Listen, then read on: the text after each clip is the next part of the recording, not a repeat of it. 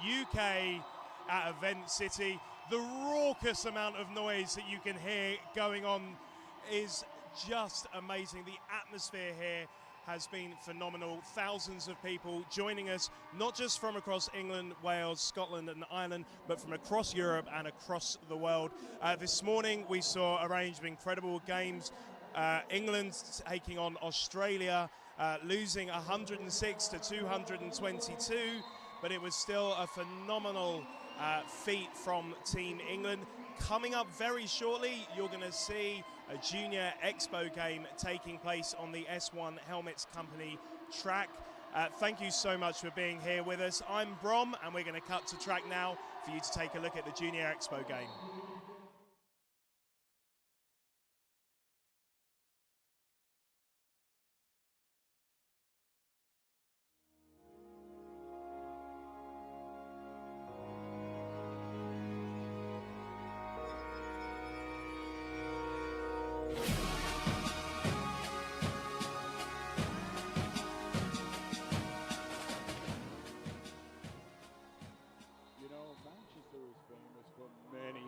It's famous for the music culture it's delivered over the years. It's famous for the football teams that have grown into titans of the sport. And right now, what we have here happening in Manchester, here at Event City, is the Roller Derby World Cup, showing first time ever on the...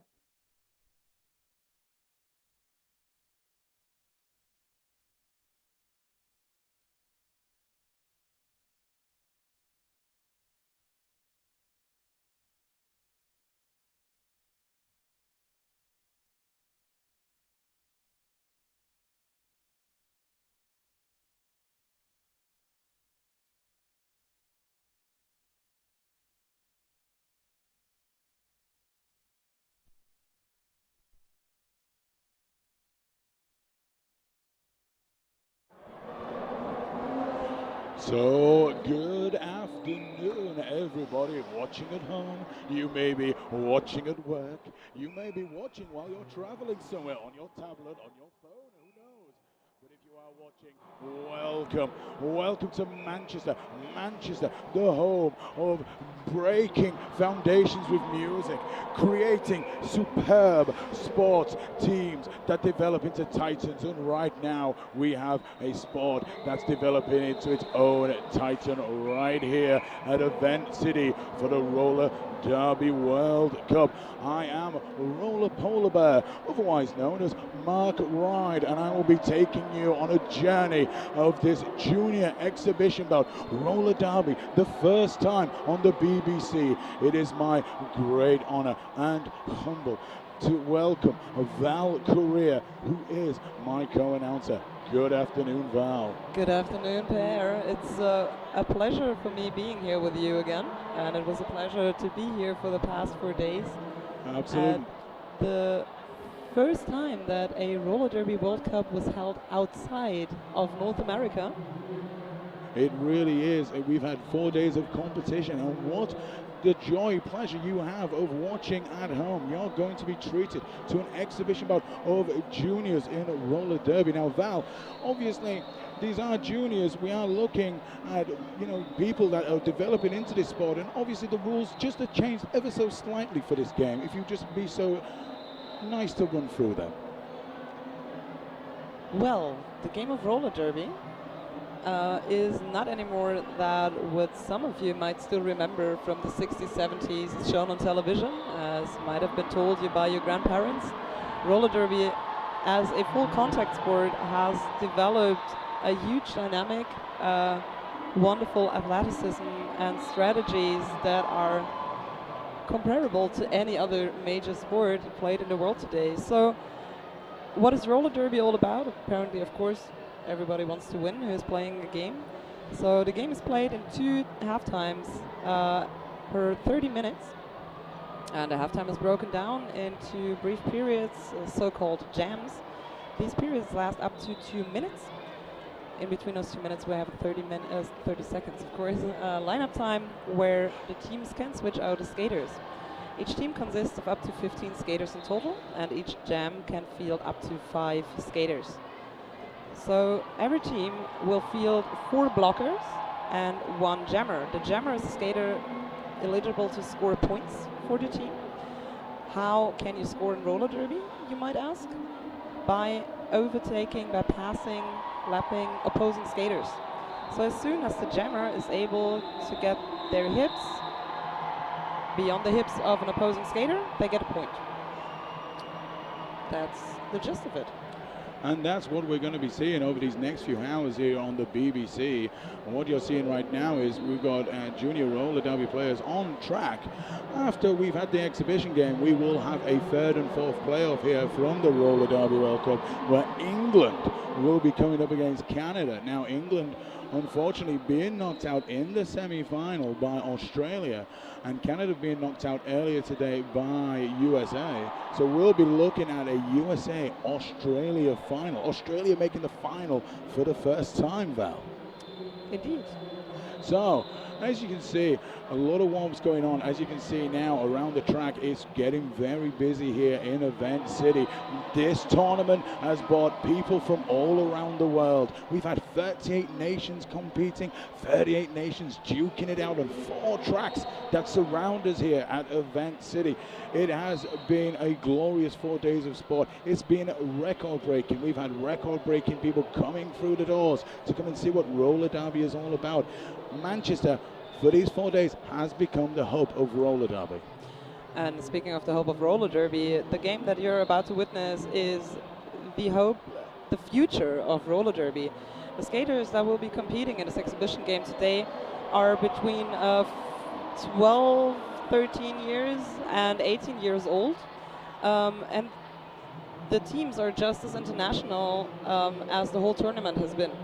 We have skaters from Belgium, from the UK, from Sweden, from Denmark. We have 1 skater coming in just for this tournament from the USA. So it is just as international, these 2 pickup teams facing off against each other as the whole weekend has been for us.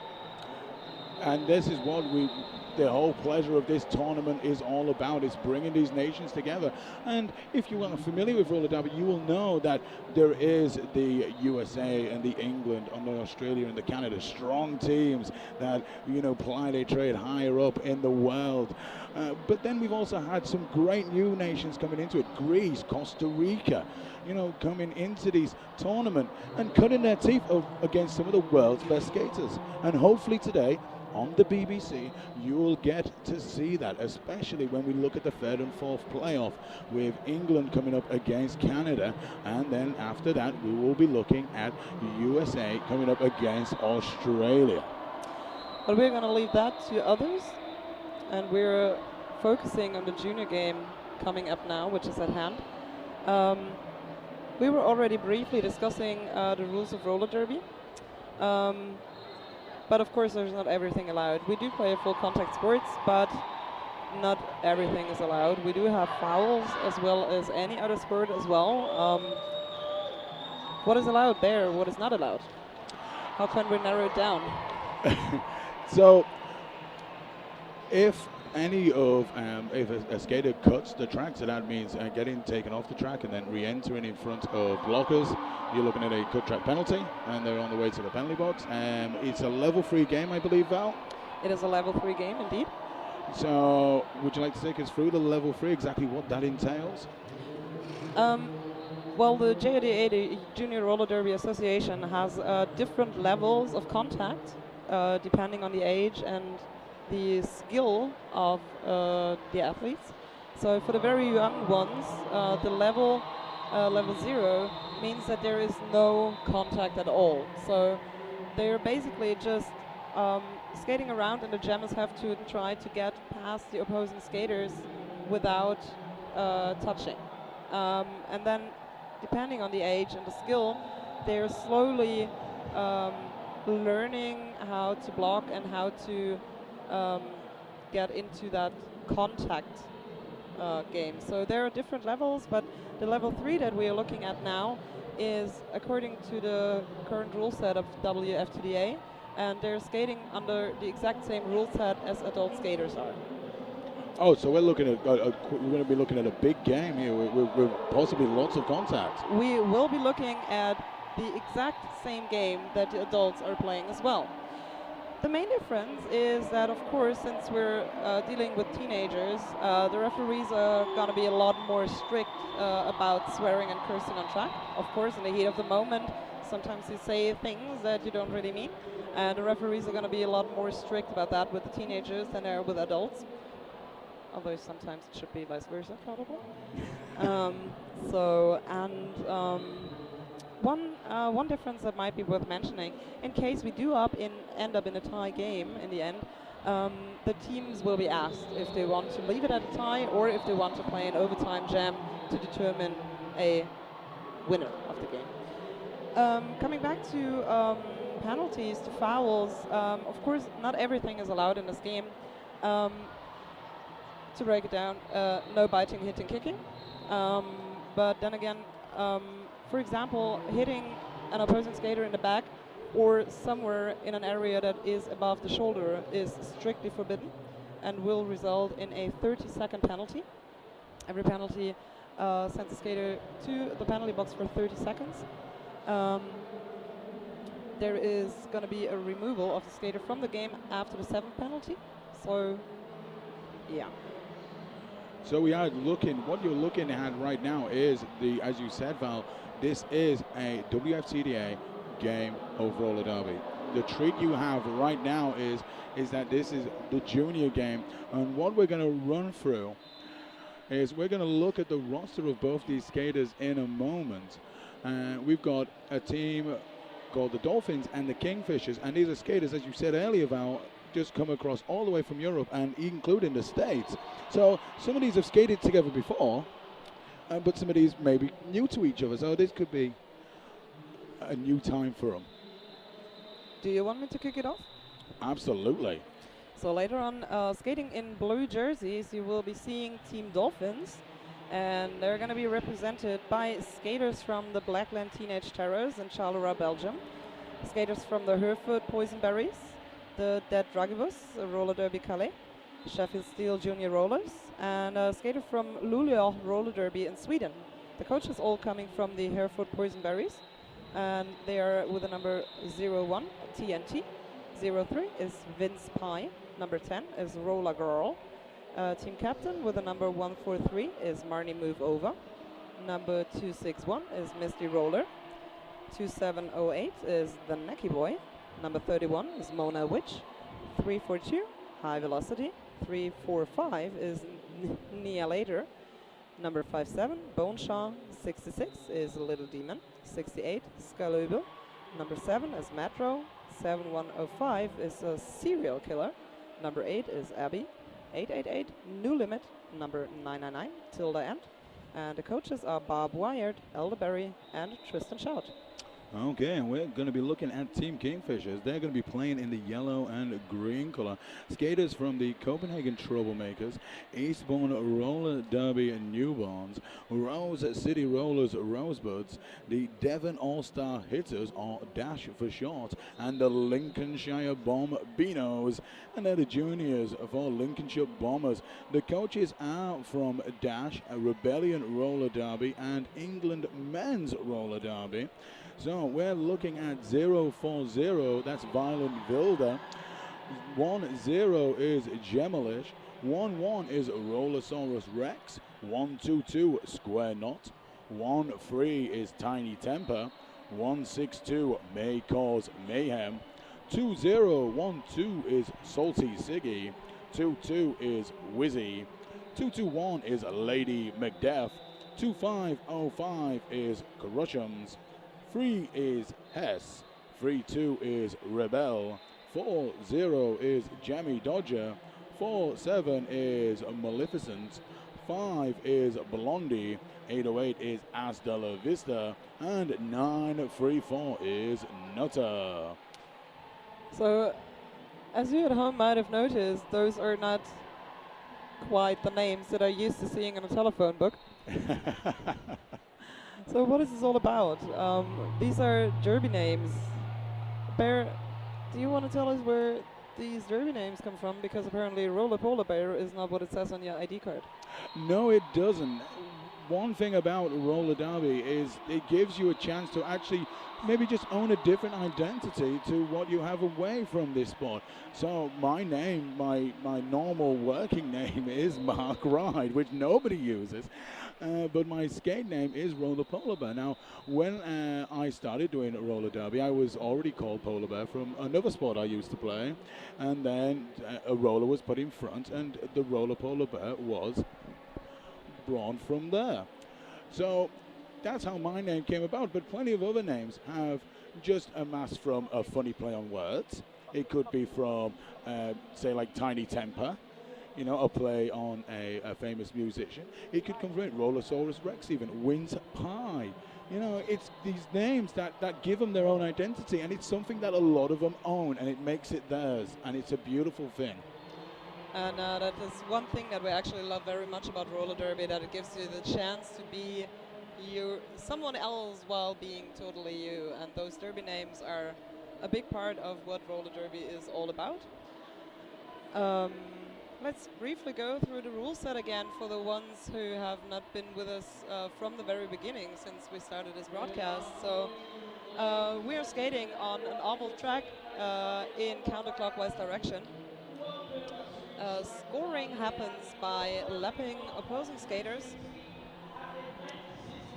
and every team fields 4 blockers and 1 jammer being the skater who is eligible to score. The jammers are starting together at 1 starting whistle and will have to complete the so-called initial pass before they are eligible to score.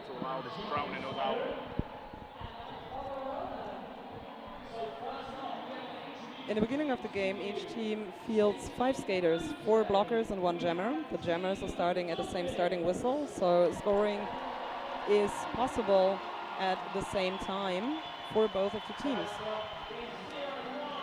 The first jam, we'll just briefly go over that again after the skate outs. You can now see on screen both of the teams. As we mentioned before, skating in blue is Team Dolphins. And on the screen in the green jerseys are Team Kingfishers. And if you are just joining us here on the Roller Derby World Cup, welcome. As you can hear now, we are literally 60 seconds away from getting this exhibition game underway. So we're just going to run through the rosters once more time quickly in case you missed it. For the Kingfishers, we have 040 Violent Vilda, 10 Gemelish, 11 Rollosaurus Rex, 122 Square Knot, 13 Tiny Temper, 162 May Cause Mayhem, 2012 Salty Siggy, 22 is Wizzy, 221 Lady Macbeth, 2505 Prussians, 3 is Hess, 32 Rebel, 40 Jammy Dodger, 47 is Maleficent, 5 is Blondie, and 808 is Hasta La Vista, and we have 934 Nutter. And again for Team Dolphins playing in the blue jerseys, 01 TNT, 03 Vince Pie, 10 Roller Girl, 143 the team captain Mani Move Over, 261 is Misty Roller, 2708 the Necky Boy, 31 is Mona Witch, 342 is High Velocity, 345 Neolator, 57 is Boneshaw, 66 Little Demon, 68 Skilube, 7 Mad Drow, 7105 is a Serial Killer, number 8 is Abby, number 888 New Limit, 999 Tilda N, and the coaches are Bob Wyatt, Elderberry, and Tristan Shout. Yeah, just going through the coaches of Team Kingfishers, we do have Hairraiser, Dr. Stevel, and Unleasher. Now, Val, going back briefly, me and you did a tournament in Copenhagen where it was greatly to see a lot of these skaters that are here right now, but Dave never experienced something like this. I know I haven't. Neither have I. Been to many tournaments. Many of the junior skaters have been to a lot of big tournaments as spectators, but this is the first time that they're given the chance to show off their skills at a tournament level like this. Because this is a size of tournament that we haven't seen in Europe yet. Usually tournaments of this size are always held in Northern America. So we would like to mention the effort that Rainy City Roller Derby put into organizing this tournament here in Manchester. Yeah, they really did. The work that's gone into creating this brilliant tournament worth seeing is not just months but years of planning, you know, just making sure that A, they get accepted to host this, and B, they really went for it. And my God, these last 4 days have been beyond words. So we're about ready to get underway in this first jam in this exhibition game here in Manchester. And lining up for the Kingfishers, we have 934, which is, and we do know, Nutter. We do know her very well. She's one of the skaters from the Troublemakers of Copenhagen in Denmark. And I think we'll just take the first few jams to, again, briefly explain the rules of roller derby, because it is a lot easier to imagine. It is a lot easier to explain while seen instead of imagining it. So for the Team Dolphins, we have No Limit starting as a jammer. The jammers are the skaters with a star on the helmet. We're just gonna disregard the blue jammer for the moment, because that's a penalty that we'll have to explain later.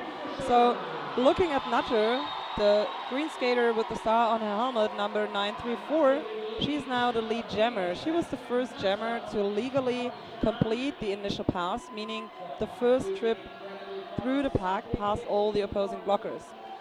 The lead jammer will have the right to call of the jam, the short 2-minute period early, by tapping the hips with the hands repeatedly.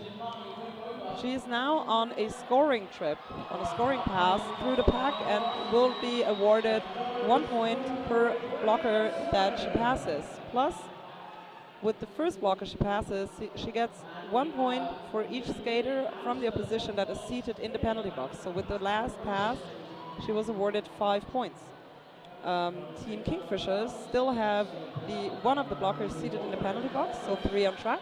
With the first one she passes, she gets 2 points, 1 for the one on track and 1 for the one in the penalty box.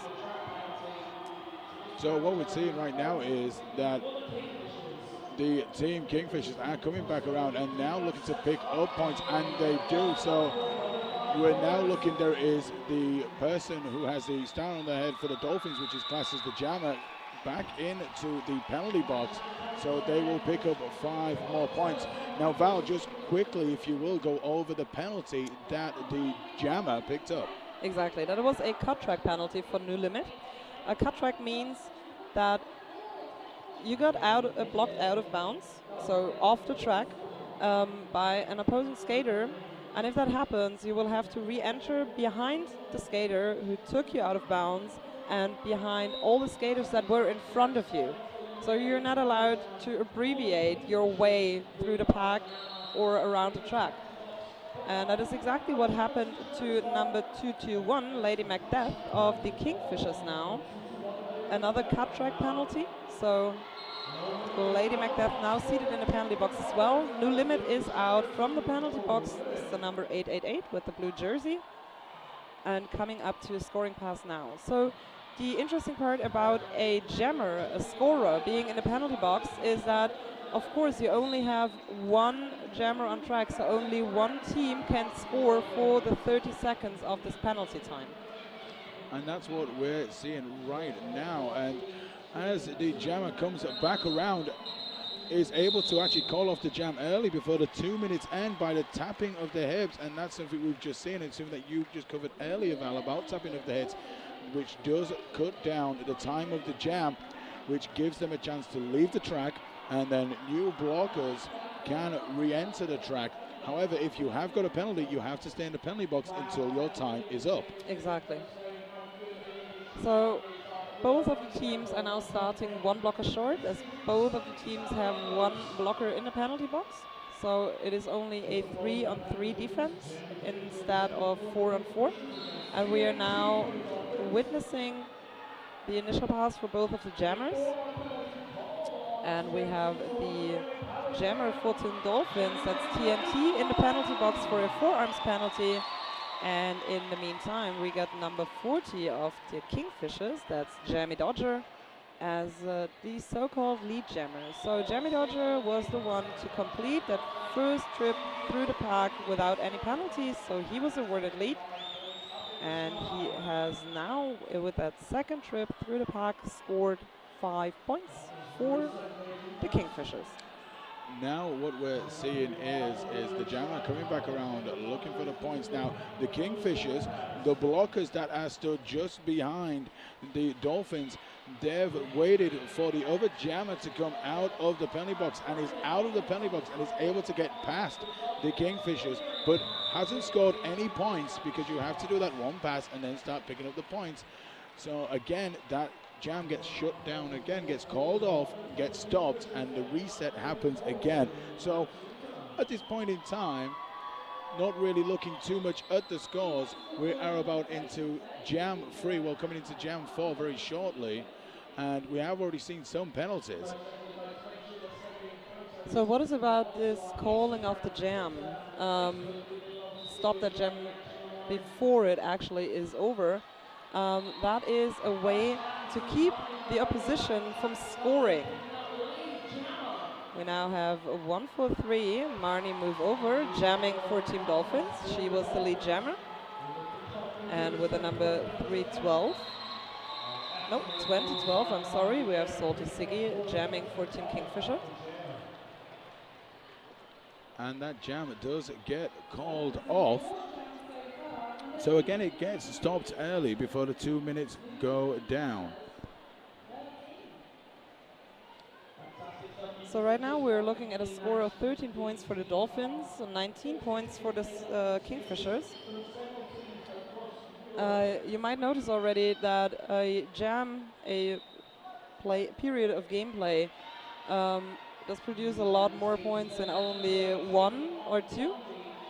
So in the end of a game, of a roller derby game, we will not have a score of like 5-2 or 5-3. We will actually go into 3-digit scores. And that's something we are seeing with the scores being picked up now, as both jammers coming around the corner, getting their hips past the opposing blockers, and are able to come through. And as you can see, the referees on the inside that put their hands up in the air, signaling just how many points are being picked up in this game of play. A good leap coming into turn 3. Jammers and blockers can leap as long as they get back into track and upright in bounds. They can pick up points against opposing blockers. So we're now mid-jam. As we said earlier, the period of gameplay, a jam lasts 2 minutes. We were at 1 minute when the jam was called off. Again, to keep the opposing skater from scoring more points than they already did. In this jam, we had 13 points scored for the Dolphins, 4 points scored for the Kingfishers. And you could just see on a replay, Necky Boy going through that turn 3. So now we're looking at a timeout and can briefly have a look at the screen where you can see the track, which is marked down with the yellow and black tape. We have 2 straightaways and 2 turns, and on one of the straightaways we have marked the starting zones. The starting zones consists of the so-called jammer line, the start line, which is the one in the rear, and a pivot line, which is the one in front. Both of the lines are 30 feet apart. The jammers, the skaters with the stars on their helmet, the scorers of the team, they will have to start behind the jammer line, and all of the blockers have to line up in that starting zone between jammer and pivot line. And just as we was looking at that at the beginning of this next jam, the jammers are able to go on the whistle and able to fight through, and as Rollersaurus Rex did, was able to skip past the blockers but remained in bounds, so there was no penalty and was able to start trying to pick up points for the Kingfishers. So Dolphins ran into some penalty trouble. Yeah, the Dolphins have another blocker seated in the penalty box for a so-called skating out of bounds penalty. The track is there for a reason. It's marked down for a reason. And you're only allowed to do everything that has to do with gameplay within the boundaries of our track. So skating out of bounds means that a skater was, for example, accelerating outside of the track without any reason of being outside. It is only allowed to be outside the track when you're blocked out of bounds. Oh, okay. So that explains the penalty. It explains the sit down in the penalty box. And right now, as we look onto the track, we have both jammers actually being able to pick up points. Yes, 342 high velocity for Team Dolphins. And Salty Siggy for the Kingfishers, and are both able to pick up 4 points, which means they haven't passed each other. So you pick up 4 apiece unless one jammer passes the other one, and then it becomes a 5-point pass. So that's another 3 points, as indicated by our jammer referee for the Team Dolphin. And I think it was another 2 awarded to the Kingfishers. So we are looking at a score of 7-6 for this jam, 36-29 in total for this game, with about 7 minutes played already in the first period. As I mentioned earlier, we're playing 2 periods per 30 minutes. Now, if we look at what actually going on the inside and just on the outside of the track, Val, there is 7 referees. Yes. So you'll be watching at home and you'll be seeing 7 referees. Now, what we do have is we have a head referee who controls what goes on in the pack, or the rear pack referee, so controls what's going on now with the skaters who are the blockers. We do have a front referee which helps out looking at the pack. Now, as you can see now, one of the jammers is being followed by another referee. That is classed as a jammer referee, and they will keep an eye on the points and the jammer, and they will call the penalties on the jammer usually. Also, that's what the 2 jammer referees. Now, also what we have 3 other referees on the outside, and they help out the referees on the inside, make sure penalties are called, and they catch stuff that sometimes the inside pack refs miss on the outside. We've just seen, speaking of penalties and referees, another skater go to the penalty box for a so-called forearms penalty. That was with the number 7, Mad Joe. A forearms means that you push the skater, for example. You're not allowed to use your arms or your hands for blocking. No shoving allowed? No, it's something that will land you in the penalty box. It has landed them in the penalty box. And as we're now looking, just coming past the pivot line, both jammers coming through, and as you can see, the jammer referee holding the hand up in the air and pointing at the jammer. That means that jammer has lead, and that is Wince Pie, who is actually from Sheffield, just down the road from Manchester. Yeah, Wince Pie as the lead jammer and is now entering the pack. We're going to talk about the pack in a moment, because now we can actually see on screen how Wince Pie tries to get past the blockers. She was just swept out over the outside by one of the green blockers and had to re-enter behind.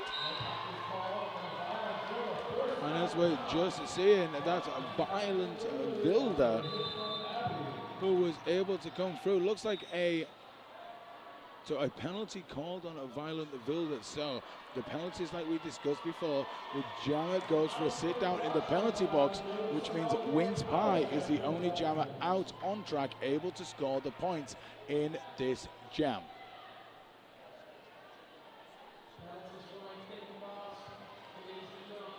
So a little pile of skaters there. Wins Pi between turn 1 and 2, trying to get past the opposing defense on the outside line. Gets pushed out of bounds again by number 13, Tiny Temper. And that's what we mentioned earlier. To avoid a cut track penalty, you have to re-enter the track behind the opposing skaters. You are allowed to block the opposing jammer with most of your body. You're not allowed to use your forearms, your hands, your lower legs. You're not allowed to block with your head. And you're not allowed to block into the head. Usually there can be the distinction between the so-called positional blocking, where you skate in front of an opposing skater, try to slow them down and move with them. And then there is blocking in the sense of hitting, where you accelerate into the moving line of an opposing skater to really get them out of bounds forcefully. So with the penalties some of the skaters have been picking up, and it obviously works against their own team, because you lose a blocker to the penalty box, you lose a pack. And we're just seeing that right now, as the Dolphins only had 3 blockers on track, which meant Jammy Dodger was able to come through and pick up the lead jammer. Now here's something that is seen for the first time in this game. It is a star pass. Yep. So this is when the jammer passes the helmet cover, which has the star on it, to the pivot, which also has the helmet cover with the stripe down the middle, passes that over to them, and then they become the jammer. So once that's passed to them legally, then they become the jammer. Then they're able to score points if they are able to get through and round. Yeah, the pivot is one of the blockers, as you mentioned there. One of the blockers, but with a stripe on the helmet. For example, now for the green Team Kingfishers, you can see with the number 20. No, you cannot see the number 22 on the back of the jersey, but you could see a green helmet cover with a black stripe in the middle. So that is the skater who is the pivot, and as said, you're allowed. The jammer is allowed to hand over the jammer cover. To the pivot, and the pivot will become the new jammer for the remainder of the jam. And once that pass is done, then they become the jammer, and that's it. That's their role. They become the jammer. They have to carry on as the jammer. It's not a case of just switching it back and forth when as they feel like. Exactly, and the former jammer will become a blocker for the remainder of the jam. So right now we have, with the number 11, Rollosaurus Rex as the jammer for the Kingfishers, while the jammer for the Dolphins with the number 01, TNT, was sent to the penalty box for another forearms penalty. Also, you're not allowed to block while you're skating in a different direction. So our direction of gameplay is counterclockwise. When you're skating a clockwise direction, you are not allowed to block, which just happened to number 2505 on the way to the penalty box. That is Crushams. She was moving in the wrong direction while blocking the opposing jammer. Which means, like we covered before, it just gives the opposing team that chance to get more space on the track for them to be able to get through to the other side. And as we can just see then, looking at the space, Rollosaurus Rex was able to fly into the inside and able to bounce through the pack and able to pick up points. And when you have jammers that are able to move very quickly and able to break through, they can pick up points very quickly in these jams. So another thing that might be worth noting, we do not only have junior skaters here.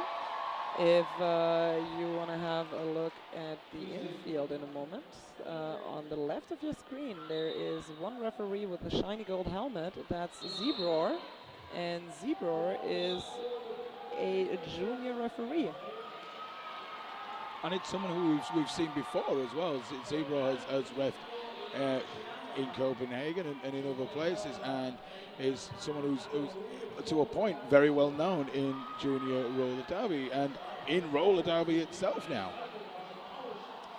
We have number 10 skating Demolish for as lead jammer for the Kingfishers, and it is number 8 Abby for Team Dolphins. And just then Abby just pushing past the blockers. Now Abby pushing up against, you know, it was like shoulder-shoulder contact. There was nothing illegal there. They were able just to push through, you know, come up against the blockers and just come through to the other side. And there we have the tap of the heads coming down and the jam being called off. So we are looking about just over 18 minutes of this first period, and the Dolphins have 77 and the Kingfishers 44, which is something you said earlier, Val, about the points that get bigger and bigger. It's not just a 5-2 kind of game. They do run into triple figures. The interesting thing to note now, the Dolphins are in the lead by 33 points, although they have more penalties on their jammers than the Kingfishers. The Dolphins have had 4 jammer penalties now, and the Kingfishers only 2. But although they had less time to score points because their jammers were in the penalty box, they have more points now in total. And there is a huge round of applause for Nihilator. She is jamming 14 Dolphins, and if you have a look at the screen, you can notice that she is about half the size as the rest of the skaters. Certainly about half the size of the Kingfishers jammer, which was Nutter. And Nutter, and that was something really lovely to see. Nutter actually just, you know, just saying well done at the end of that jam. You know, that's something which is very big in roller derby, saying that has been expressed throughout these 4 days, is about sportsmanship. It's about that team camaraderie amongst everybody. This sport survives, especially at the junior level, by everyone helping each other out and moving forward with this. So I think we've now gotten into covering the basics of the rule set enough within those last 20 minutes. So let's have a look at the actual gameplay. We have 2708, the Naki Boy, jamming for the Team Dolphins. And for Team Kingfishers, we are looking at Blondie. Blondie does not pick up lead. That was Naki Boy, and Naki Boy just stopping the jam. So the jam will reset with scores at 82 to Dolphins and 46 to Kingfishers. And we are lining up for the next jam. Dolphins with 2 skaters in the penalty box, 2 blockers, and the Kingfishers with 1 blocker in the penalty box. And I think Stevel, the coach for the Kingfishers, yes, he is taking a timeout. Every team has 3 timeouts per game. They last about 1 minute. Another thing are so-called official reviews. Each team will have 1 official review per period. Yeah, if something happens on track, penalties are called, or the coaches think that there were penalties not being called, they can request an official review, which our referees and NSOs are keeping track of. Oh, what are NSOs? So NSOs are non-skating officials here throughout roller derby. Non-skating officials help with the scores, and we can see them now on screen. These lovely people help keeping track of the scores, they help keep track of the penalties, and they help keep track of the time of gameplay. So we have jam timers, so they keep track of the time of the game. We have penalty box, so as you can see just to the right, just out of shot, that is the penalty box. That is managed by the NSOs. Obviously the players don't time themselves, you know, they do get timed by people in the penalty box. Then we have the lineup trackers, which track all the players that are on track. We have the scorekeepers, which keep track of the score because the referees can't keep track of the score. Non-skating officials, you will see them throughout this game in the middle, keeping track of the penalties. You'll see them on outside, keeping track of the scores, and you'll see them in the penalty box, keeping track of the penalties. And without the non-skating officials, the game wouldn't just happen. That's why we have them, that's why we have the number of referees, and that's how roller derby really keeps alive and moving forward. So back onto the action, we have the Dolphins taking on the Kingfishers with Abby and Lady Macbeth on track right now. Yeah, Lady Macbeth already out of that first initial pass was awarded a lead jammer status, and Lady Macbeth could score 4 points in that last pass. Abby took a little longer for that initial pass, and you might have seen it to the left side of your screen when the jammers were close to each other on the track. Abby, oh, beautiful replay there. Abby on the right trying to block Lady Macbeth. Lady Macbeth avoiding that first hit and bumping Abby off at the second, and Abby herself going to the ground, and then Lady Macbeth called off the period. And now we are looking at the next lineup already. Wonderful with Jamie Dodgers with the number 40 for the Kingfishers, and the 342 is High Velocity. But Jamie Dodgers is the skater taking lead. High Velocity is recycled, meaning she was taken to the infield and drawn back by an opposing blocker.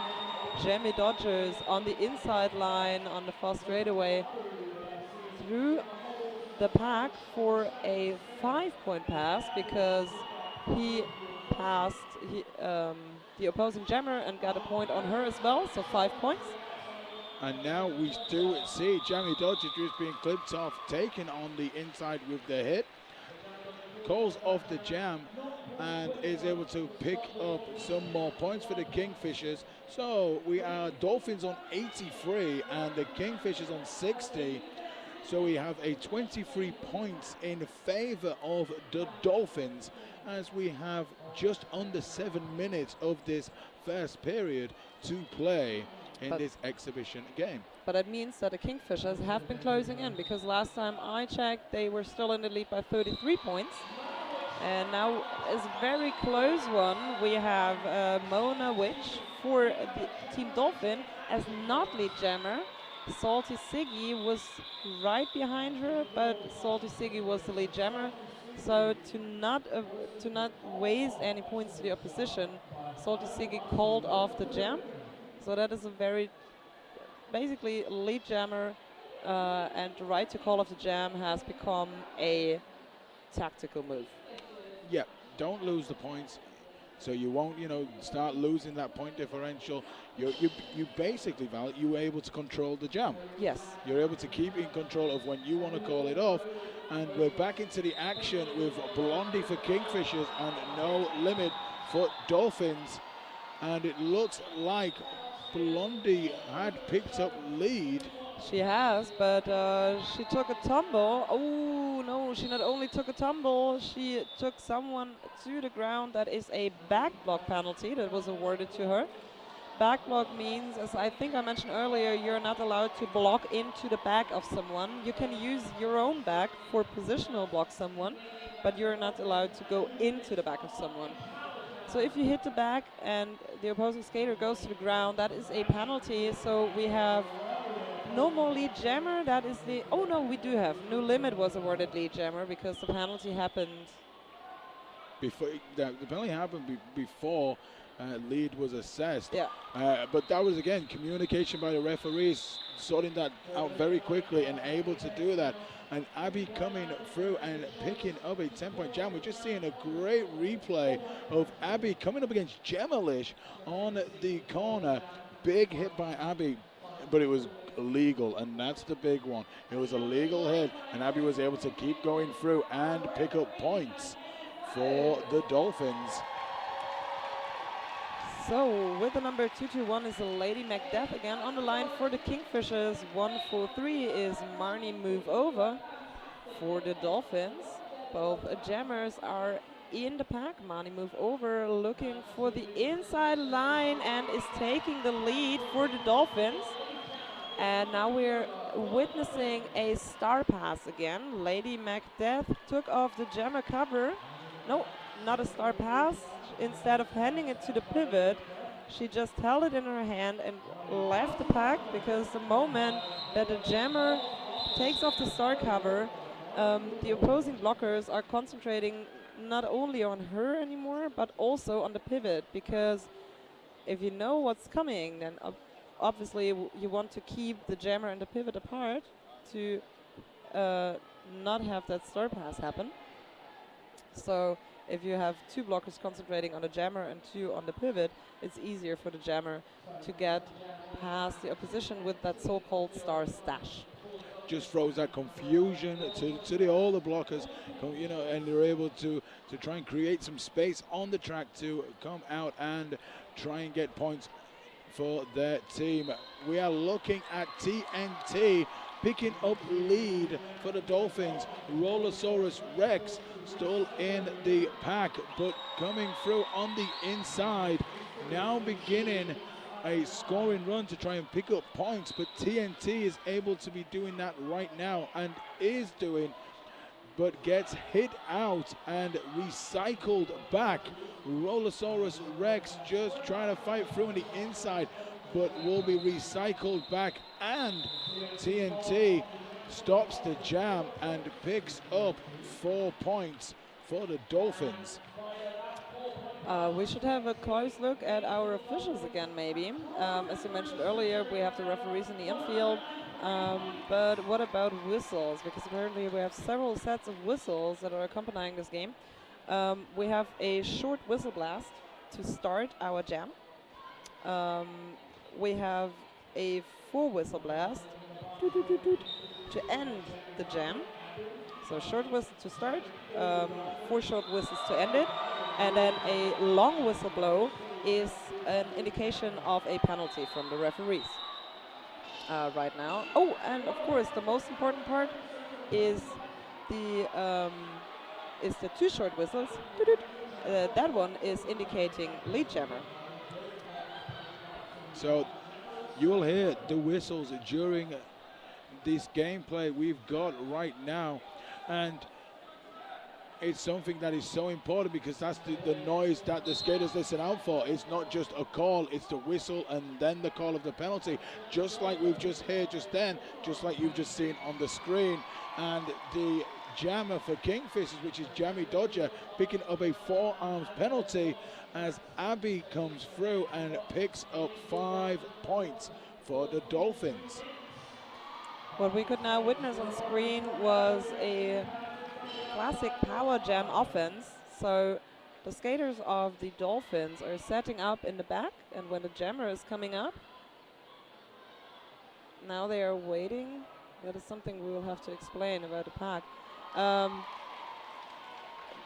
The pass before, we could see how the blockers of the Dolphins went into the opposing wall and squeezed them together from the sides to open up the way for Abby to pass easier. So just at this time, Dolphins, something we looked at earlier, are now just extending that point lead, but Jammy Dodger, big jump on the inside and able to land the jump and pick up points for the Kingfishers. Yeah, quite unfortunate. We had another cut track penalty awarded to Abby again. She was touched by an opposing blocker, and one of her skates touched out of bounds territory. So that is another cut track, and Abby off to the penalty box. So we will be witnessing a power jam start for the Kingfishers now.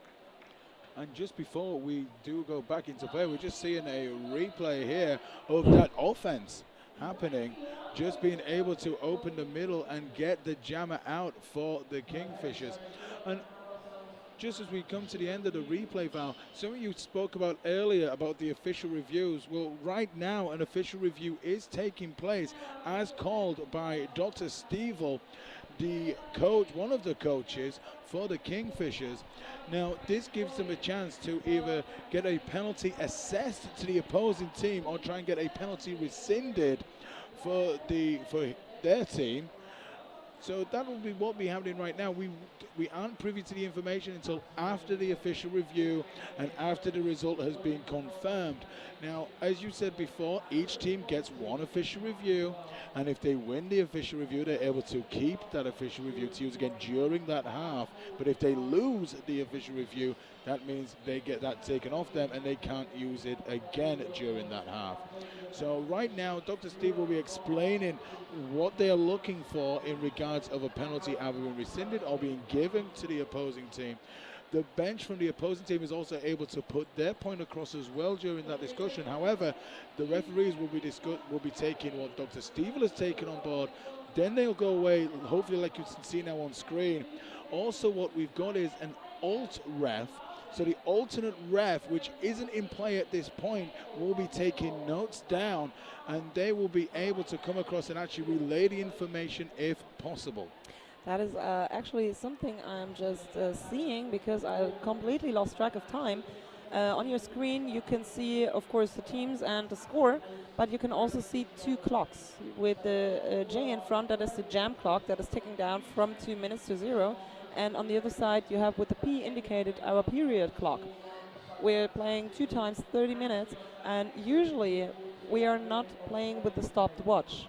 The clock keeps running unless we have timeouts for teams or officials, and an official review is one of the rare moments where the clock actually gets stopped.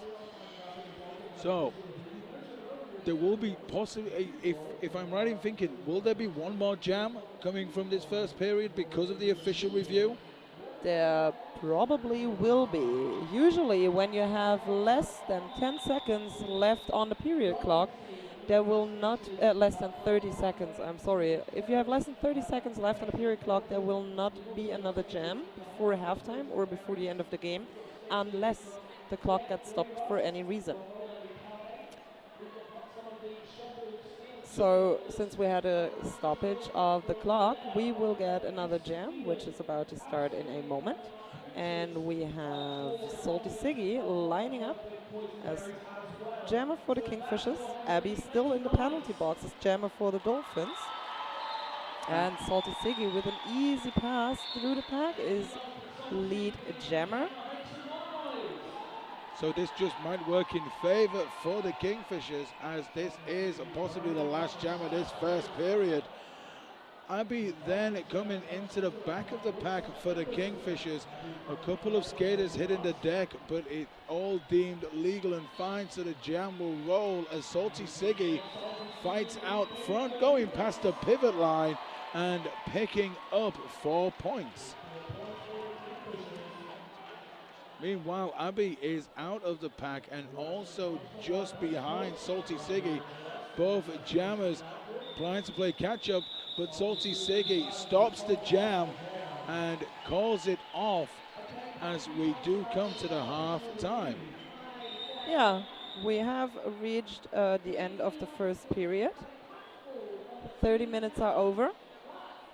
And let's have a quick look at what happened within that first period. So we went through the basics of lead and scoring and everything. We established that apparently it is important to become the lead jammer, because you can finish the jam early, you can keep the opposing jammer from scoring, and so on. We went over how important or dangerous jammer penalties are. Yeah, and if we have a look at what our lovely producer Sven wrote down for us, we can say that we have 10 times lead jammer for Team Blue, 12 times for Team Green for the Kingfishers. But if we have a look at the score, 124 for the Dolphins and 80 for the Kingfishers, it looks like the Kingfishers could really capitalize a lot more. No, they could not capitalize on their lead, and the Dolphins were taking advantage of the jammer penalties. Yes, and that's something that the Kingfisher will be trying to reverse up right now. But we're going to be back very, very shortly here at Manchester at the Roller Derby World Cup, here at the Junior Exhibition Game. So join us soon. Me, Roller Polar Bear, will be right back soon.